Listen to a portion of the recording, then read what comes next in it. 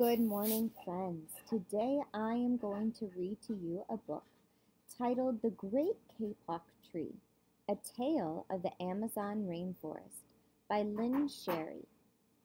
Now, this book is a fiction story. The animals in this book talk and communicate to this man here. But the animals are communicating true information about why the kapok tree, this big tree here in the center of the book, is important to their life. So that's what we can think about as we read this book today. Why is the kapok tree important to the animal community? The Great Kapok Tree. This is a map that shows us tropical rainforests of the world. And where this green is, shows where there are tropical rainforests. So we have rainforests in Central and South America. This is where we live up here in Boston. All the way down here in Central and South America, we have tropical rainforest. In Africa, we have tropical rainforests.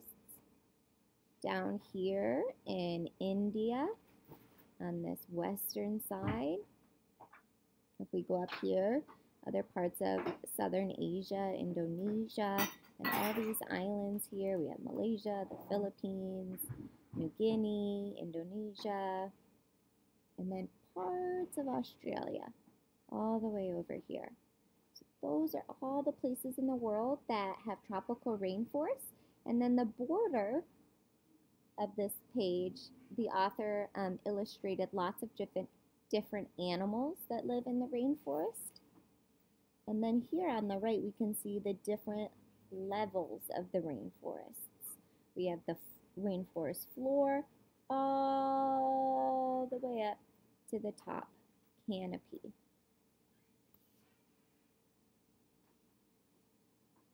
The Great Kapok Tree. In the Amazon rainforest, it is always hot, and in heat, everything grows and grows and grows. The tops of the trees in the rainforest are called the canopy. The canopy is a sunny place that touches the sky. The animals that live there like lots of light. Colorful parrots fly from tree to tree. Monkeys leap from branch to branch.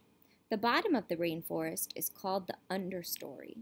The animals that live in the understory like darkness because they're shaded by all the plants. There, silent snakes curl around hanging vines. Graceful jaguars watch and wait. And in this steamy environment, the Great Kapok Tree shoots up through the forest and emerges above the canopy. Wow, that's a huge, tall tree. This is the story of a community of animals that live in one such tree in the rainforest. Two men walked into the rainforest. Moments before, the forest had been alive with the sounds of squawking birds and howling monkeys.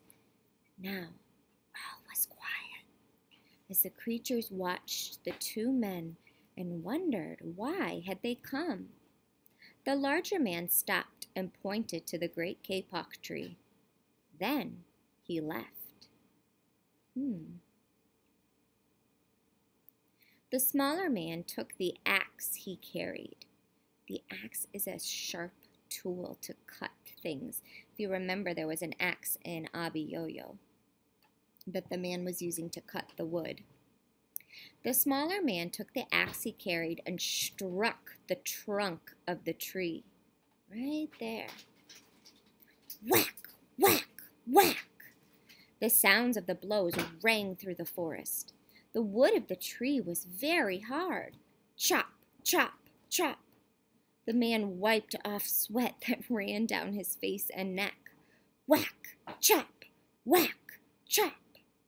Soon the man grew tired. He sat down to rest at the foot of the great kapok tree. Before he knew it, the heat and hum of the forest had lulled him into sleep.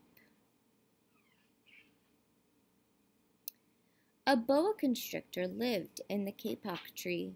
He slithered down its trunk to where the man was sleeping. He looked at the gash the axe had made in the tree. A gash is a big cut. Then the huge snake slid very close to the man and hissed in his ear, "Senor, the tree is a tree of miracles. It is my home, where generations of my ancestors have lived. Please do not chop it down." Oh my goodness, the snake is saying his family has lived in this tree for many, many generations. That's a long time. He's saying, please don't chop this tree down.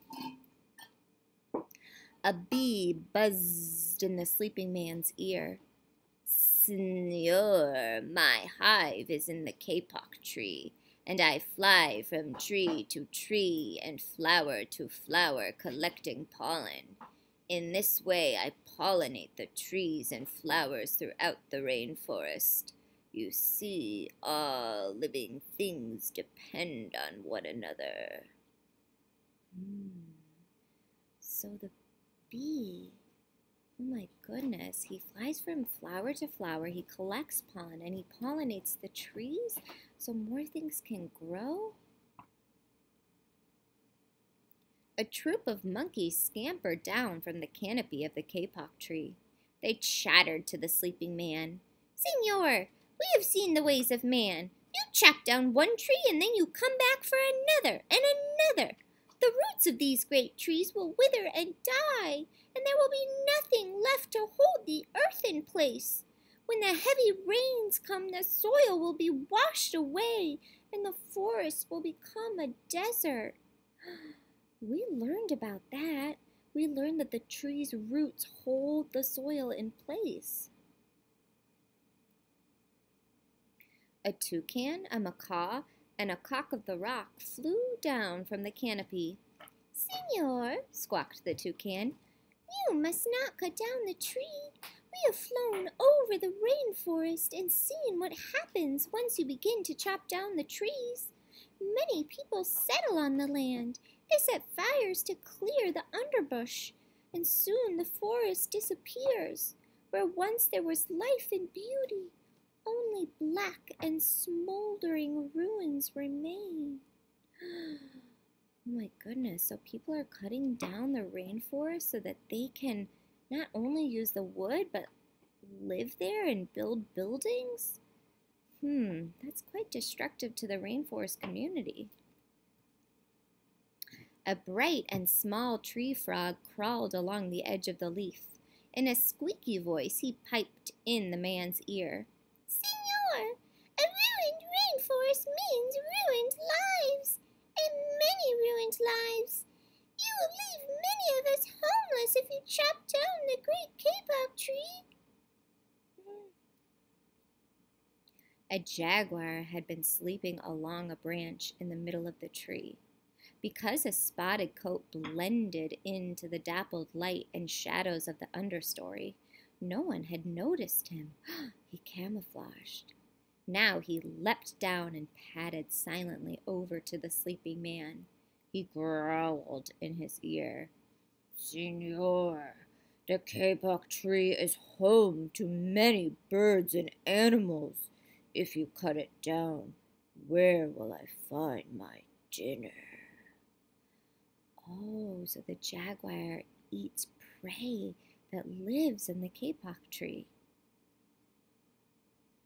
4 tree porcupines swung down from the branch to branch and whispered to the man, "Senor, do you know what we animals and humans need in order to live? Oxygen. And senor, do you know what trees produce? Oxygen.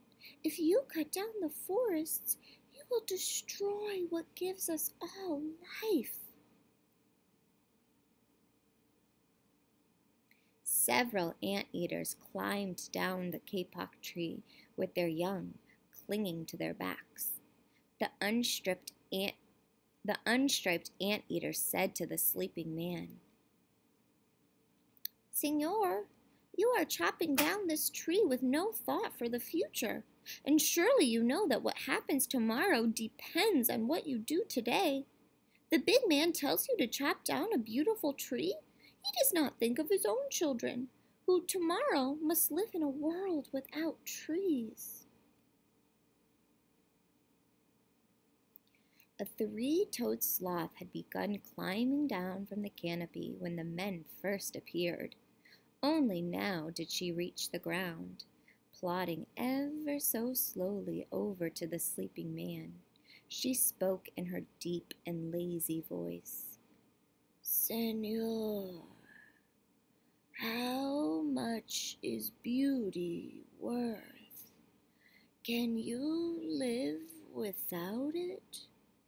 If you destroy the beauty of the rainforest, on what would you feast your eyes?"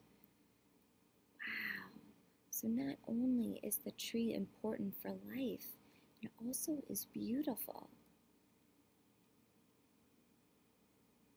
A child from the Yanomamo tribe who lived in the rainforest knelt over the sleeping man. He murmured in his ear, "Signor, when you awake, please look upon us with new eyes." What the boy means is with a different perspective. He's saying, before you wanted to cut down this tree, but now we hope after everything we've told you, your perspective has changed. The man awoke with a start. Before him stood the rainforest child, and all around him staring were the creatures who depended upon the great kapok tree to survive. They needed it. What wondrous and rare animals they were. The man looked about and saw the sun streaming through the canopy. Spots of bright light glowed like jewels amidst the dark green forest. Strange and beautiful plants seemed to dangle in the air, suspended from the great kapok tree. The man smelled the fragrant perfume of their flowers. He felt the steamy mist rising from the forest floor, but he heard no sound, for the creatures were strangely silent. The man stood and picked up his axe.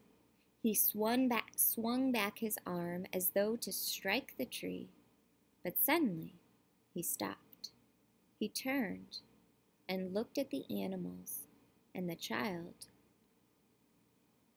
He hesitated. Then he dropped the axe and walked out of the rainforest. Here on this last page, the author, Lynne Sherry, wrote us a letter. She said, "Dear readers, I wrote The Great Kapok Tree to let the world know what happens to the rainforest creatures and to the entire planet when rainforests are destroyed. I hope that after reading this book, you will help save the rainforests.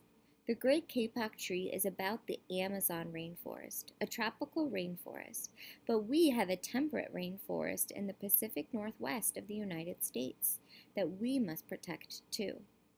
Please care for Mother Earth. Together we can make a difference." Lynne Sherry. Wow. So she's not only telling us her opinion that we need to take care of these rainforests, and her opinion is based on facts, right? We know that these rainforests help provide oxygen. They help many, many plants and foods to grow, and they provide a habitat to so many animals. And she's trying also to convince us. A fancy word for convince is to persuade. She's trying to persuade us to also care about the destruction of the rainforest. And here's that map again.